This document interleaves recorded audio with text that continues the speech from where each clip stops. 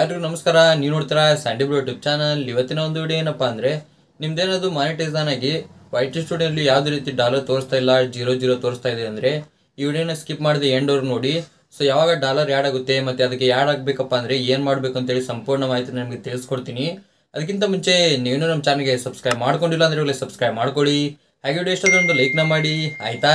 ಬನ್ನಿ video start ಮಾಡೋಣ. Guys, ನೀವು ಯೂಟ್ಯೂಬ್ನಲ್ಲಿ ಅರ್ನಿಂಗ್ ಮಾಡ್ಕೋಬೇಕಪ್ಪ ಅಂದರೆ 1000 ಸಬ್ಸ್ಕ್ರೈಬರ್ಸು ಮತ್ತು 4000 ವಾಚ್ ಅವರ್ನ ಕಂಪ್ಲೀಟ್ ಮಾಡ್ಕೋಬೇಕು. ಇಲ್ಲಾಂದರೆ ನೀವು 10 ಮಿಲಿಯನ್ ವ್ಯೂಸ್ನ ಕಂಪ್ಲೀಟ್ ಮಾಡಿದ್ರು ಕೂಡ ಬರುತ್ತೆ. ಎರಡರಲ್ಲಿ ಯಾವುದಾದ್ರೂ ಒಂದು ಕಂಪ್ಲೀಟ್ ಮಾಡಿಕೊಂಡ್ರೆ ನಿಮ್ದು ಆರಾಮಾಗಿ ಮಾನಿಟೈಸ್ ಆನ್ ಆಗುತ್ತೆ.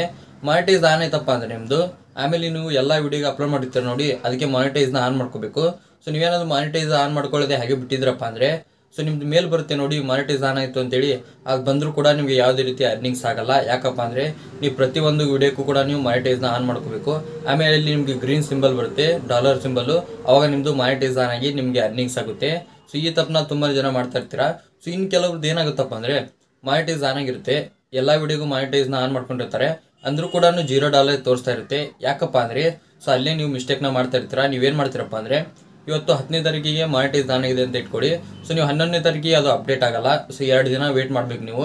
ನಿಮ್ಮದು 10ನೇ ತಾರೀಕಿಗೆ ನಿಮ್ದೇನಾದ್ರು ಮಾನಿಟೈಸ್ ಆನ್ ಆಗಿದೆ, ನೀವು ಎಲ್ಲ ವಿಡಿಯೋಗೂ ಮಾನಿಟೈಸ್ನ ಆನ್ ಮಾಡ್ಕೊಂಡಿದ್ದೀರಪ್ಪ ಅಂದರೆ 2 ಡೇಸ್ ಬಿಟ್ಟು ಆಮೇಲೆ ನಿಮಗೆ ಅದು ಪ್ರೊಸೆಸ್ ಆಗಿ 2 ಡೇಸ್ ಆದಮೇಲೆ ನಿಮಗೆ ಅದು ಅಪ್ಡೇಟ್ ಆಗುತ್ತೆ. ಕೆಲವೊಬ್ರು ಏನು ಮಾಡ್ತಾರಪ್ಪ ಅಂದರೆ ಇವತ್ತು ಮಾನಿಟೈಸ್ ಆನ್ ಆಯ್ತಪ್ಪ ಅಂದರೆ ನೆಕ್ಸ್ಟ್ ಡೇನೇ ಅದು ಶೋ ಆಗುತ್ತೆ ಅಂದ್ಕೊಂಡಿರ್ತಾರೆ. ಖಂಡಿತ ಇಲ್ಲ.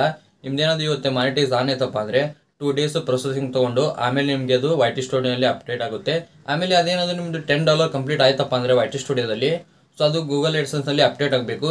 ಗೂಗಲ್ ಎಡ್ಸೆನ್ಸ್ನಲ್ಲಿ ಅಪ್ಡೇಟ್ ಆಗಬೇಕಪ್ಪ ಅಂದರೆ ಈ ತಿಂಗಳು ನೀವೇನಾದರೂ $10ನ ಕಂಪ್ಲೀಟ್ ಮಾಡಿದಿರಪ್ಪ ಅಂದರೆ ನೆಕ್ಸ್ಟ್ ಮಂತು 3ನೇ ತಾರೀಕಿಂದ 7ನೇ ತಾರೀಕಿನ ಒಳಗಡೆ ಅದು ಗೂಗಲ್ ಎಡ್ಸೆನ್ಸ್ನಲ್ಲಿ ಅಪ್ಡೇಟ್ ಆಗುತ್ತೆ.